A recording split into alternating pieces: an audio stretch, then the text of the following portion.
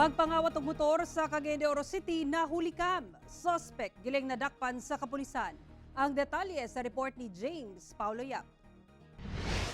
Makita sa CCTV ang usa ka nakaparada nga motorsiklo ug usa ka kotse sulod sa parking lot sa usa ka establishmento sa Captain Vicente Roa Street, Barangay 24, Cagayan de Oro City. Pagkataod-taod, adunay lalaki nga misulod sa parking area o gitanaw ang motorsiklo dayon gawas og balik aron panid-an ang palibot. Mibalik ang lalaki og gihinay-hinayan na niini og pagawas ang motor samtang nakasakay na kini.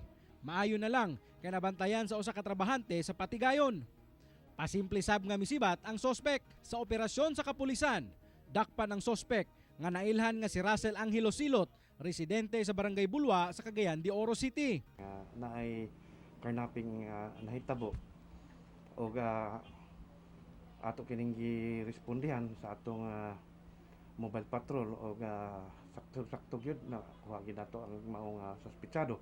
Saysay sa sospek nga wala siya intensyon nga kawaton ang motorsiklo. Sa mga ilo ko pa sa ilo jud sir, may buntag da sa ilo jud ko. Nga wala jud dili ko yung nga tao.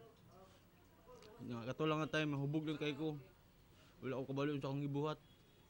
Base sa CCTV kung nakakita ka no, iya gyud na sakyan. So there's a consummated nga crime nga karnaping.